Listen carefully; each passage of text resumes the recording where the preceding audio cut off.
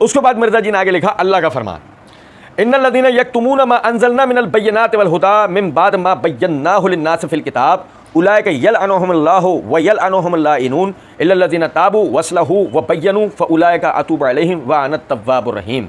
सूरह बकरा आयत नंबर 159-160। मिर्ज़ा जी का क्या हुआ तर्जुमा कि बेशक जो लोग हमारी नाजिल की हुई वाज़े आयात और रहनुमाई की बातों को छुपाते हैं, जबकि हमने तो किताब में उसे लोगों के लिए खूब बयान कर दिया, तो उन्हीं लोगों पर अल्लाह ताला की लानत और तमाम लानत करने वालों की लानत है, सिवाय उन लोगों के जिन्होंने तौबा कर ली और अपनी इस्लाह भी कर ली और इस ब्रैकेट में लिखा है छुपाए हुए इल्म को बयान भी कर दिया, तो मैं भी उन पर मेहरबान हो जाऊँगा और मैं बहुत तौबा कबूल करने वाला और बहुत मेहरबान हूँ।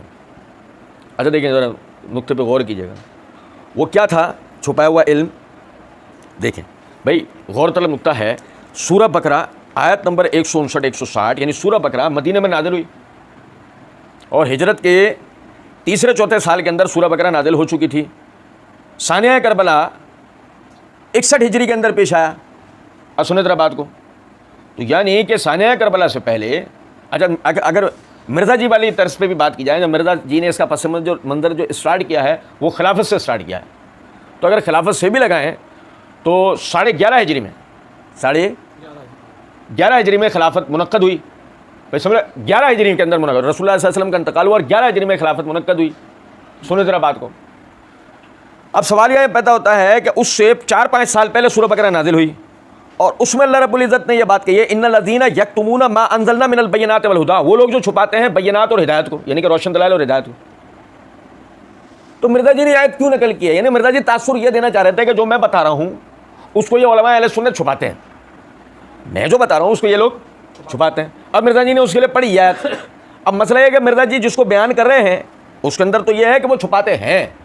अब सवाल यह पैदा होता है वो जो छुपाने वाली बात थी वो किन चीज़ों के लिए थे और आप उन्हें फिट कहाँ कर रहे हैं? ये समझे बात को नहीं? अच्छा अब देखें, ये मेरे हाथ में तफसीर कुर्तुबी है, इसकी जिल्द नंबर 1 का सफ़ा नंबर 650 और 651 है। गौर से सुनिएगा। इस आयत की तफसीर करते हुए इमाम कुर्तुबी रहमतुल्लाह अलैह फरमाते हैं, अल्लाह ताला ने खबर दी कि जो नाज़िल शुदा बय्यिनात और हिदायत को छुपाता है वो मलून है। इसकी मुराद में इख्तलाफ है। बाज़ उलमा ने फरमाया इससे मुराद यहूद और ईसाई राहिब हैं जो हज़रत मोहम्मद सल्लल्लाहु अलैहि वसल्लम की नबूवत के अमर को छुपाते थे। यहूद ने रहम के अमर को छुपाया। बाद ने फरमाया इससे मुराद हर वो शख्स है जिसने हक़ को छुपाया। यह हर शख्स में आम है, ख्वाह जिसने दीन के इल्म को छुपाया जबकि उसको फैलाने की ज़रूरत थी।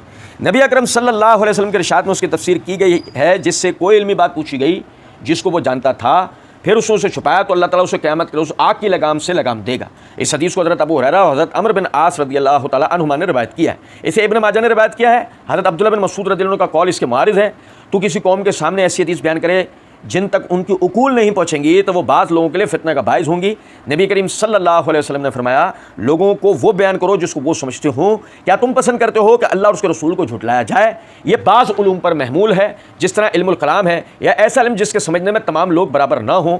आलिम का हुक्म यह है कि वो हर वो चीज़ बयान करे जो समझी जाए और हर इंसान को उसके मर्तबे के मुताबिक उसका मामला देखे। अब देखें, इमाम कुर्तुबी रहमतुल्लाह अलैह ने पहले तो इस आयत से मुराद बयान की कि इस मुराद यहूद व नसारा हैं जो नबी अकरम सल्लल्लाहु अलैहि वसल्लम की नबूवत के दलाइल जो उनकी किताबों में आते थे उसको वो छुपाते थे। फिर इमाम कुर्तुबी ने ही अब्दुल्लाह बिन मसूद रज़ियल्लाहु अन्हु की रिवायत नकल की कि नबी सल्लल्लाहु अलैहि वसल्लम ने यानी कि फरमाया, लोगों को वो बयान करो जिसको वो समझते हो। क्या तुम ये पसंद करते हो कि अल्लाह और उसके रसूल को झुटलाया जाए? अब इमाम कुर्तुबी आयात यानी आयत में छुपाने वाला इल्म और हदीस के अंदर देख कर बयान करने वाला इल्म, दोनों के दरमियान तत्वीक इस तरह देते हैं कि इल्मुल कलाम या ऐसा इल्म जिसको समझने में तमाम लोग बराबर ना हो, मसलन इल्म जर्ह व तादील, इल्म तवारीख़, इल्म उमरानियात, इल्मुल फ़िक़्ह, बहुत सारी चीज़ें ऐसी इसको हर आदमी एकदम समझ सकता नहीं है।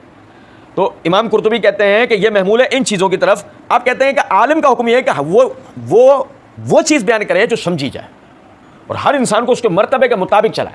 अब मिसाल के तौर पर हम मिर्ज़ा जी सामने बैठे होते हैं, मिर्ज़ा जी माशाल्लाह खुद को पढ़ा लिखा कहते हैं, पता नहीं पढ़े हैं नहीं पढ़े हैं या पढ़े हुए हैं, तो हम पूछते हैं कि कभी उस प्रिंसिपल से जाके झगड़ो, उस स्कूल इंतज़ामिया से जाके झगड़ो जो दूसरी तीसरी क्लास के बच्चों को बायोलॉजी नहीं पढ़ाते, चौथी पाँचवीं क्लास के बच्चों को अलजबरा नहीं पढ़ाते, झगड़ो उनसे आके कि आखिर क्यों उनसे बायोलॉजी और अलजबरा इन बच्चों से छुपाई जा रही है? झगड़ो उनसे आके, क्या जवाब मिलेगा? मिर्ज़ा जी और मिर्ज़ा जी के अंधे बहरे लंगड़े लूले मुकल्लिदीन क्या जवाब देंगे कि उसकी दिमागी इस्तेदाद इतनी नहीं है उस बच्चे की कि वो बायोलॉजी या उसकी शाखें या अलजबरा या उसकी शाखों को पढ़ सीख समझ सकता हो। जब उसकी इल्मी इस्तेदाद इतनी हो जाएगी, उसकी दिमागी इस्तेदाद इतनी हो जाएगी, तब ये उलूम उसको पढ़ाए जाएंगे। अब सवाल ये पैदा होता है कि जब मिर्ज़ा जी मेरे मुसलमान भाइयों कहकर मुखातिब कर रहे हैं, तो लोगों को उनकी दिमागी इस्तेदाद के मुताबिक तफरीक दे रहे हैं, फ़र्क कर रहे हैं कि इन्हें पढ़ना है, इन्हें नहीं पढ़ना है। कुछ बात आ रही है समझ में? अरे अरे अरे नत्थू खेरा पड़ेगा ना, आप समझे। फिर उसके बाद इमाम कुर्तुबी रहमतुल्लाह अलैह आगे कहते हैं, आयत की तहकीक ये है कि आलिम जब इल्म को छुपाने का इरादा करे तो वह नाफरमान होगा, और जब इल्म छुपाने का इरादा ना करे तो तबलीग लाजिम नहीं। जब उसे मालूम हो कि गैर के पास ये इल्म है और जिससे कोई बात पूछी जाए तो इस आयत और हदीस की वजह से उस पर तबलीग करना वाजिब है, और काफिर को कुरान और इल्म सिखाना जायज़ नहीं हत्ता कि वो मुसलमान हो जाए। इस तरह झगड़ालू बिदती और झगड़ालू आदमी को तालीम देना जायज़ नहीं, क्योंकि वो अहले हक से झगड़ेगा। और किसी दुश्मन को ऐसी हुज्जत ना सिखाई जाए जिसके ज़रिए वो जुल्मन माल ले ले, और बादशाह को ऐसे तावील ना सिखाए जिसके ज़रिए वो रियाया को तकलीफ दे, और बेवकूफ़ लोगों में ऐसी रुख्सत ना फैलाए कि वो उन ममनुआत के इर्तिकाब और वाजिबात के तरक का रास्ता बना लें कि जिनसे अल्लाह ने रोका। नबी अकरम सल्लल्लाहु अलैहि वसल्लम ने रिवायत किया है कि आपने फरमाया कि हिकमत को उसके अहल से मत रोको, वरना तुम उन पर जुल्म करोगे, और गैर अहल लोगों को हिकमत ना सिखाओ, वरना तुम हिकमत पर जुल्म करोगे। नबी अकरम सल्लल्लाहु अलैहि वसल्लम ने फरमाया, मोतियों को खिंजीरों की गर्दनों में ना लटकाओ। ये रिवायत साबित नहीं, ये रिवायत साबित नहीं है। गो साबित होती, मिर्जा जी के लिए बड़ा मसला आ जाता है, क्योंकि मोतियों को कहाँ नहीं लटकाना है, इल्म को ना अहल लोगों तक। हाँ, अहलियत का क्राइटेरिया होता है, अहलियत का एक क्राइटेरिया होता है, इसको हर आदमी जानता है। आप इस बात को समझें। अब यहां उन्होंने कितने वाज़ेह तरीके से बात कही है कि बेवकूफ़ लोगों में रुख्सतें ना फैलाओ, और झगड़ालू बिदती लोगों में ऐसे दलाइल ना फैलाओ जिससे वह अहले हक से। और मिर्जा जी यही दोनों काम कर रहे हैं। और फिर जो कोई इससे रोक रहा हो ना, तब मिर्जा जी क्या कह रहे होते हैं, देखो जी ये हक बात बयान करने से रोक रहे हैं। और देखिएगा जरा बात को। उसके बाद ये मेरे हाथ में तफसीर इब्न कसीर है, इसकी ये जल्द नंबर 1 का सफ़ा नंबर 215। हाफिज़ इब्न कसीर रहमतुल्लाह अलैह इस आयत की तफसीर करते हुए फरमाते हैं, इन आयात में उन लोगों के लिए ज़बरदस्त धमकी है जो अल्लाह ताला की बातें और शरई मसाइल छुपा लिया करते थे। क्या छुपा लिया करते थे भाई? तारीख। भाई क्या छुपा लेते थे? तारीख नहीं, शरई मसाइल। अहले किताब ने नबी सल्लल्लाहु अलैहि वसल्लम की तारीफ को छुपा लिया था, जिस पर इरशाद हुआ कि हक छुपाने वाले मलून लोग हैं। जिस तरह उस आलिम के लिए जो लोगों में रब की बातें फैलाए हर चीज़ इस्तगफार करती है, यहाँ तक कि पानी की मछलियाँ और हवा के परिंदे भी, उसी तरह इन लोगों पर जो हक बात को जानते हुए गूंगे और बहरे बन जाते हैं, हर चीज़ लानत भेजती है।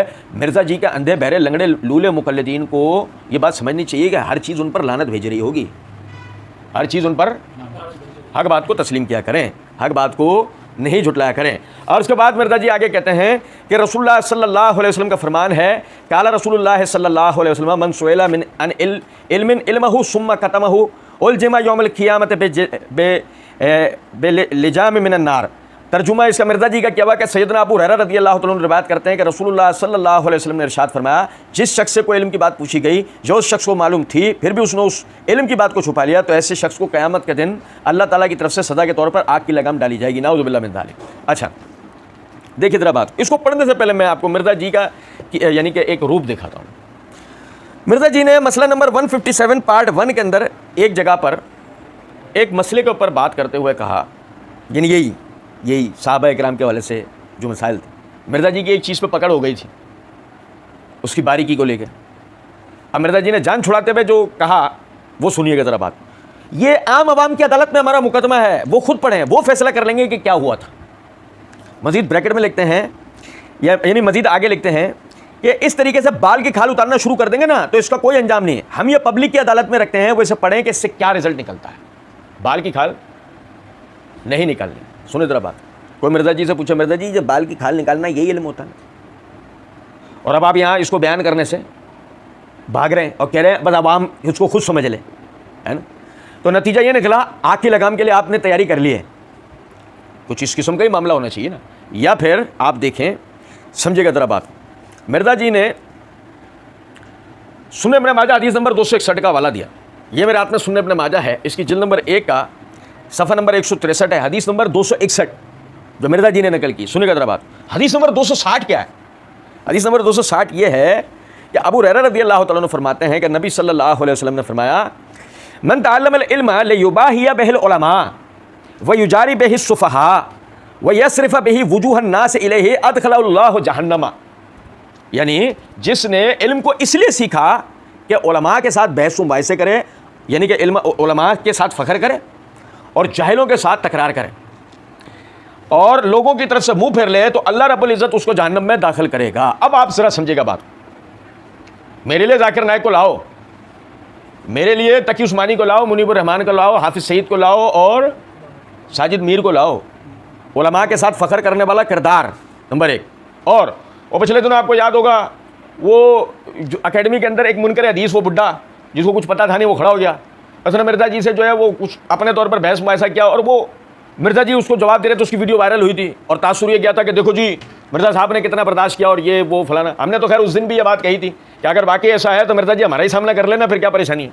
बहरहाल मिर्ज़ा जी ने उनको पूरा टाइम दिया, उस बूढ़े आदमी को मिर्ज़ा जी ने पूरा टाइम दिया, क्योंकि वो नादान थे, उन्हें मिर्ज़ा जी की अय्यारी मक्कारी का पता या वो प्लांटेड थे, दो में से कोई एक चीज़ थी ना।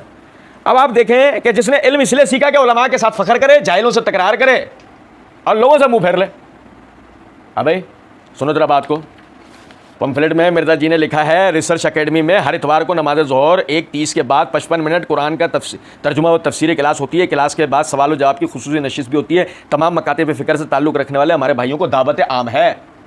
मगर कभी आसमा के देखें, कभी कहें उनसे कि शेख अबू याह्या नूरपुरी साहब इस दावत आम में आना चाहते हैं, अतीकुर रहमान अलवी साहब आना चाहते हैं, डॉक्टर हाफिज़ ज़ुबैर साहब आना चाहते हैं, और चौथा नाम लूँगा तो फिर वारंट निकल आएंगे, वो नहीं ले रहा। उसके बाद देखें मिर्ज़ा जी को कैसी खून की उल्टियाँ लगेंगी दोनों तरफ से। दूसरी तरफ आप समझ गए होंगे ये बीप बीप है, सेंसर है। सुने ज़रा बात को, गौर तलब नुकता है कि एक तरफ तो मिर्ज़ा जी यानी कि उलमा के साथ फ़ख्र कर रहे हैं, जाहिलों से तकरार कर रहे हैं और लोगों से मुंह फेरे बैठे हैं, जिनका सामना मिर्ज़ा जी को करना चाहिए नहीं करना चाह रहे। अल्लाह ऐसे लोगों के लिए क्या कह रहा है, अदखलहुल्लाहु जहन्नमा, अल्लाह दाखिल करेगा इनको जहन्नम में। मज़े की बात देखें कि ऊपर वाली हदीस मिर्ज़ा जी के किरदार पर फिट थी, मिर्ज़ा जी ने उसको छुपा ली और इसको छुपाने के नतीजे में मिर्ज़ा जी पहुँचे इस आयत के यानी कि मिज़दाक हुए कि अल्लाह रब्बुल इज़्ज़त ने फरमाया इन्नल्लज़ीना यक्तुमूना मा अंज़लना मिनल बय्यिनाति वल हुदा, वो जो छुपा लेते हैं रोशन दलाइल और अल्लाह की हिदायत को, उलाइका यलअनुहुमुल्लाहु व यलअनुहुमुल लाइनून, इन पर अल्लाह की भी लानत होती है और लानत करने वालों की भी। मिर्ज़ा जी को अपना चेहरा नज़र आ रहा होगा।